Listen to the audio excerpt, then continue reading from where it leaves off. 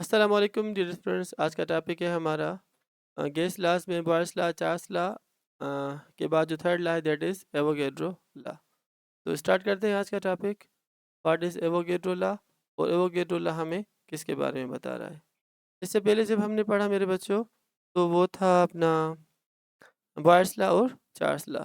अगर आपको याद हो तो बॉयल्स लॉ में दो वेरिएबल थे, वॉल्यूम और प्रेशर। चार्ल्स लॉ में भी दो वेरिएबल थे, अपना वॉल्यूम और टेम्परेचर। इसी तरीके से इस एवोगैड्रो लॉ में भी दो वेरिएबल होंगे। एक वेरिएबल है मेरे बच्चों, तो वेरिएबल्स का जिक्र यहाँ पे हो रहा है। तो यहाँ पे भी दो वेरिएबल है, एक है वॉल्यूम और दूसरा है नंबर ऑफ मोल्स। बाकी जो और बच जाएंगे जैसे हमारे बुक के अंदर कह रहे हैं प्रेशर और टेम्परेचर, ये दोनों टर्म्स क्या है मेरे बच्चों यहाँ पे कांस्टेंट। तो ये हो जाएंगे कांस्टेंट। बाकी वेरिएबल यहाँ पे दो हैं, एक वॉल्यूम और दूसरा नंबर ऑफ मोल्स। अच्छा, इसकी डेफिनेशन ये है कि at constant pressure and temperature the given volume of a gas is directly proportional to number of moles. Charles law की तरह volume is directly proportional to number of moles, जबकि temperature और pressure क्या होगा मेरे बच्चों, वो कांस्टेंट होगा। तो अगर इसका भी हम उसी तरीके से फार्मूला बनाए प्रोपोर्शनलिटी ख़त्म करके हम यहाँ पे लिखें कांस्टेंट के, एन वही सेम। अगर हम के मालूम करेंगे तो K is equal to V upon N. तो K is equal to V upon N, ये हमें क्या बता रहा है, this is a relationship which is related with Avogadro's law. क्योंकि वॉल्यूम और नंबर ऑफ मोल्स का रिलेशनशिप या ये जो वेरिएबल होते हैं सिर्फ एवोगैड्रो लॉ में ही है। अच्छा, हमें पता है कि कांस्टेंट बराबर होता है कांस्टेंट के वही सेम मेथड जो हमने चार्ल्स लॉ में यूज़ किया था, K is equal to V upon N. ये भी K is equal to V upon N. अगर ये इनिशियल के लिए, ये फाइनल के लिए, तो ये V one upon N one is equal to V two upon N two. तो ये फार्मूला बन गया किसका, अपना एवोगैड्रो लॉ का। बाई क्रॉस मल्टीप्लिकेशन ये हो जाएगा V one N two it is equal to V two N one. और ये फार्मूला हम यूज़ करेंगे न्यूमेरिकल्स एवोगैड्रो लॉ सॉल्व करने के लिए। ट्रिक टेक्निक वही सेम है जो मैंने आपको चार्ल्स लॉ में बताई थी। क्यों कि चार्ल्स लॉ में भी डायरेक्ट रिलेशनशिप था और यहाँ पे भी क्या है मेरे बच्चों, डायरेक्ट रिलेशनशिप है इसके बीच में, वॉल्यूम और नंबर ऑफ मोल्स में। बाकी जो कांस्टेंट है वो क्या होगा, प्रेशर, टेम्परेचर या मास या और जो भी टर्म्स है ना, वो सारे कांस्टेंट होंगे। अच्छा, जैसे मैंने आपको कहा था कि बॉयल्स लॉ में दो वेरिएबल है, प्रेशर और वॉल्यूम, तो फार्मूला में भी वही था, P one V one is equal V two. और चार्ल्स लॉ में भी दो वेरिएबल थे, वॉल्यूम और टेम्परेचर, तो वो भी उसका भी फार्मूला ये बना था कि V one upon T one is equal V two upon T two. अब इस एवोगैड्रो लॉ में भी दोनों में दो वेरिएबल्स हैं, एक वॉल्यूम और दूसरा नंबर ऑफ मोल्स। माना हम यहाँ पे वॉल्यूम को चेक कर रहे हैं with the number of moles. अगर हम किसी गैस के नंबर ऑफ मोल्स या नंबर ऑफ मॉलिक्यूल्स बढ़ा रहे हैं तो क्या उसका वॉल्यूम इंक्रीज होगा, डिक्रीज होगा या रिमेन सेम होगा। तो हमने देखा जब हम प्रेशर टेम्परेचर को कांस्टेंट रख रहे हैं तो हमने नंबर ऑफ मोल्स बढ़ाए, एक में से दो मोल्स कर दिए तो वॉल्यूम भी डबल हो गया, 22.4 में से 44.8 DM³। तो जितने नंबर ऑफ मोल्स बढ़ेंगे उतने नंबर ऑफ मालिक्यूल्स बढ़ेंगे, जितने नंबर ऑफ मालिक्यूल्स बढ़ेंगे तो जगह भी वो ज़्यादा ऑक्यूपाई करेंगे, और उस ऑक्यूपाइड जो जगह होती है उसी को हम केमिस्ट्री में वॉल्यूम कहते हैं। ठीक है ना बाबा। तो अब यहाँ पे भी दो वेरिएबल वही सेम है, वॉल्यूम और नंबर ऑफ मोल्स, तो इसीलिए फार्मूले के अंदर भी आपको सिर्फ वॉल्यूम और नंबर ऑफ मोल्स मिलेंगे। हाँ, अगर हम इसकी ग्राफिकल रिप्रेजेंटेशन करें, ठीक है ना बाबा, जब हम इसकी करेंगे ग्राफिकल रिप्रेजेंटेशन तो मेरे बच्चों वो कुछ इस तरह हो जाएगी। इसको क्लियर कर रहा हूँ।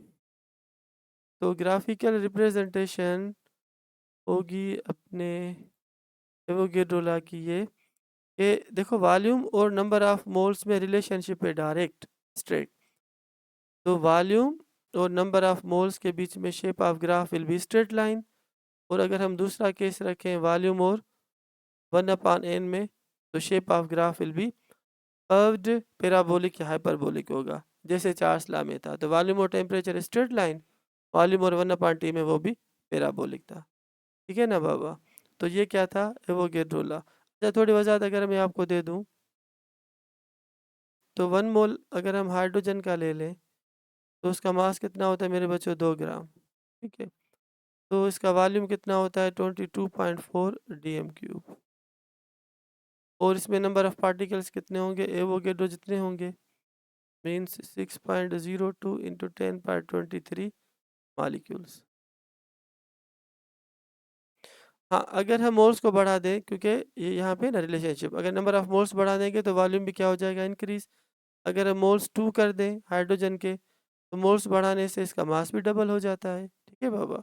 जब मास इसका डबल हो जाएगा, तो नंबर ऑफ पार्टिकल्स भी इसके क्या हो जाएँगे, डबल हो जाएँगे। 12.04 इंटू 10 पावर 23। अच्छा, जब इतने पार्टिकल्स डबल हो जाएंगे तो जगह ज़्यादा घेरेंगे, तो वॉल्यूम भी क्या हो जाएगा, डबल हो जाएगा, 44.8 dm³। तो हमने यही देखा कि अगर हम नंबर ऑफ मोल्स को डबल कर रहे हैं तो वॉल्यूम ऑफ द गैसेस वो भी क्या हो जाएगा, डबल। जबकि टेम्परेचर वही सेम होगा, 273 केल्विन, 273 जो भी हम नॉर्मल टेम्परेचर रख रहे हैं, तो 298 केल्विन होता है वो, 25 सेल्सियस इक्वल टू 298 केल्विन। तो कंडीशन में अगर हम टेम्परेचर 298 केल्विन रख रहे हैं, तो अगर हम नंबर ऑफ मोल्स को डबल कर रहे हैं, तो वॉल्यूम भी यहाँ पे क्या हो रहा है, डबल। अगर नंबर ऑफ मोल्स को कम करेंगे, तो मेरे बच्चों वॉल्यूम भी क्या हो जाएगा, कम। या देखो, नंबर ऑफ मोल्स का भी डायरेक्ट रिलेशनशिप होता है with the number of particles. अगर हम मालिक्यूल्स को डबल कर रहे हैं, तो वॉल्यूम भी डबल हो रहा है। अगर मालिक्यूल्स को हाफ कर रहे हैं, तो वॉल्यूम भी क्या होगा, हाफ। तो एन यहाँ पे क्या रिप्रेजेंट कर रहा है, नंबर ऑफ मोल्स या नंबर ऑफ मालिक्यूल्स। तो अब यही सारी बातें मैंने यहाँ पे लिखी है, एक-एक करके मैं आप बच्चों को एक्सप्लेन कर रहा हूँ। ये है अमेडियो एवोगैड्रो, जो इटली से बिलॉन्ग करता था। तो Avogadro law was given by Amedeo Avogadro in 1811। Statement इसकी ये है कि वही के the volume of a given mass of gas is directly proportional to number of moles in या number of molecules of the gas at constant temperature and pressure.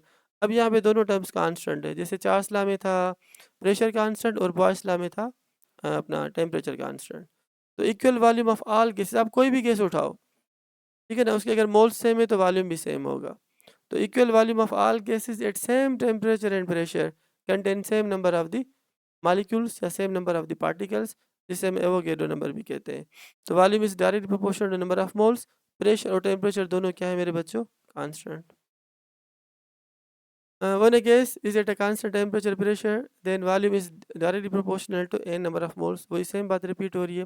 Here volume and number of moles या molecules are variable, जबकि दुनिया के सारे terms जो है ना, temperature हो गया, प्रेशर हो गया, वो सारे कांस्टेंट होंगे। तो V1/N1 इज इक्वल V2/N2, ये फार्मूला है किसका, एवोगैड्रो लॉ का, और इसके ज़रिए हम न्यूमेरिकल सॉल्व करेंगे। अच्छा देखो, बलून का वॉल्यूम, अगर मॉलिक्यूल्स अंदर कम आते हैं, गैस मॉलिक्यूल कम इन होगी तो वॉल्यूम भी कम होगा। अगर हम बढ़ाते जाएंगे नंबर ऑफ मॉलिक्यूल्स और बढ़ाते जाएंगे, तो इनसाइड जो वॉल्यूम है ना, वो भी बढ़ता जाएगा। तो नंबर ऑफ मॉलिक्यूल्स बढ़ाने से वॉल्यूम ऑफ द गैसेस वो भी बढ़ता है। शर्त यह है कि बाहर से ना हम इसको कंप्रेस करें, ना प्रेशर बढ़ाएं, ना हम कम करें, ना इसका टेम्परेचर बढ़ाएं, ना हम टेम्परेचर कम करें। मीन्स प्रेशर और टेम्परेचर विल रिमेन कांस्टेंट। ये भी वही अपना एवोगैड्रो लॉ है। V1/N1 is equal to V2/N2। शर्त यहाँ पे ये है कि प्रेशर और टेम्परेचर क्या होने चाहिए, कांस्टेंट। ये 4 मॉलिक्यूल्स है, नंबर ऑफ मॉलिक्यूल्स कम है तो वॉल्यूम भी कम है। अगर हम नंबर ऑफ मॉलिक्यूल्स को डबल कर दिया, 8 कर दिया, तो वॉल्यूम भी देखो मेरे बच्चों डबल हो गया। तो पार्ट मॉलिक्यूल्स बढ़ाने से वॉल्यूम भी बढ़ जाता है, या नंबर ऑफ मोल्स बढ़ाने से भी वॉल्यूम बढ़ जाता है। तो वॉल्यूम और number of moles, Avogadro law V1/N1 is equal V2/N2, ये भी एवोगैड्रो लॉ है। या K इज इक्वल V/N, इसे भी हम एवोगैड्रो लॉ कहते हैं। कोई भी ऐसा MCQ इन पॉइंट में से आपके लिए वो बना सकते हैं। मॉलिक्यूल्स कम है, ठीक है ना बाबा, तो वॉल्यूम कम है। हाँ, हमने मॉलिक्यूल्स बढ़ा दिए तो देखो वॉल्यूम भी बढ़ गया। तो V1/N1 is equal to V2/N2। ज़्यादा इमेज रखने का मकसद ये है कि किस बच्चे को पता नहीं कौन सा इमेज समझ में आ जाए, ताकि कॉन्सेप्ट्स क्लियर कराना है मेरा मकसद। मैं चाहता हूँ कि आप बच्चों के कॉन्सेप्ट्स बिल्कुल क्लियर हो जाएँ, और सारी चीज़ें जो है ना बिल्कुल क्रिस्टल और क्लियर हो। अच्छा, रिलेशनशिप भी वही कि वॉल्यूम और number of moles direct relationship है, तो shape of graph will be straight line, curve नहीं बनेगा। अच्छा, ये थोड़ा एक्स्ट्रा लिखा है मैंने आप बच्चों के लिए, 1 मोल आप किसी भी गैस का ले लें, उसका वॉल्यूम क्या होगा मेरे बच्चों, फिक्स्ड होगा, जिसे हम क्या कहते हैं, molar volume. 1 mole of any gas contain a fixed volume that is 22.4 dm³ या 22.4 लीटर, क्योंकि 1 dm³ is equal to 1 litre. 1 dm³ is equal to 1 litre. तो 1 mole of in ideal gas at STP contain, STP क्या होता है, standard temperature pressure 273 kelvin और 1 atmosphere, will occupy the volume that is equal to 22.4 dm cube। 1 mole of ideal gas का volume है कितना, 22.4 dm cube, उसके पास number of particles ए वो गए रो नंबर जितने होंगे, ये मैंने आपको चैप्टर नंबर 1 में डिटेल में एक्सप्लेन किया था। अच्छा, ये एक स्लाइड बहुत इंपॉर्टेंट है। एक होता है एसटीपी, दूसरा होता है एनटीपी। एसटीपी क्या होता है? Standard temperature pressure. और एनटीपी क्या होता है? Normal temperature pressure. जो हमारा नॉर्मल रूम टेम्परेचर है वो है 25 सेल्सियस। जो स्टैंडर्ड टेम्परेचर हमने लिया है वो है 0 डिग्री सेंटीग्रेड और 1 एटमॉस्फेयर। अच्छा, एक बात मैं आपको बताऊं, हमने चार्ल्स लॉ में पढ़ा है कि जब टेम्परेचर इंक्रीज होता है 0 से लेकर 25, प्रेशर भले कांस्टेंट हो, अगर हम टेम्परेचर को इंक्रीज कर रहे हैं तो देखो वॉल्यूम भी क्या होगा, वो इंक्रीज होगा। तो ये एमसीक्यू आ सकता है कि at STP volume occupied by 1 mole of a gases, आप कहोगे 22.4 dm cube. But at NTP normal temperature and pressure या room temperature pressure, the volume occupied by gas will be dash, तो आप कहोगे 24 डीएम क्यूब। तो NTP पे जो volume है वो कितना है? 24 डीएम क्यूब। जबकि एसटीपी पे जो वॉल्यूम है वो कितना है? 22.4 डीएम क्यूब। रीज़न है क्या? कि हमने टेम्परेचर को बढ़ा दिया, तो लाजमन है कि कुछ ना कुछ वॉल्यूम भी बढ़ेगा, क्योंकि टेम्परेचर बढ़ाने से वॉल्यूम बढ़ता है। ये हमने पढ़ा है चार्ल्स लॉ में। उम्मीद है कि आपने स्टेप टॉपिक को समझ लिया होगा। बाकी मेरे बच्चों, ये भी वही सेम बात है कि मोलर वॉल्यूम, प्रेशर, टेम्परेचर, इनको भी देख लें आप भले। मास नियॉन का होता है 20 ग्राम, ऑक्सीजन 32 ग्राम, कार्बन डाइऑक्साइड 28। आप कोई भी गैस उठा लो, अगर वो 1 मोल के बराबर है तो उसका वॉल्यूम क्या होगा? कांस्टेंट या फिक्स होगा, और इस वॉल्यूम को हम कहते हैं मोलर वॉल्यूम। अब इसके बाद जो नेक्स्ट टॉपिक होगा मेरे बच्चों, वो हम पढ़ेंगे इंशाल्लाह आइडियल गैस इक्वेशन। ठीक है बाबा, जिसे हम जनरल गैस इक्वेशन भी कहते हैं, P V is equal to N R T. अगर बात समझ में आ रही तो लाइक करें, सब्सक्राइब करें यूट्यूब चैनल सरफराज विजन, और जो आपके स्टूडेंट्स हैं, दोस्त हैं, उनके साथ भी इस चैनल को शेयर करें। थैंक यू बाबा, अल्लाह हाफिज़।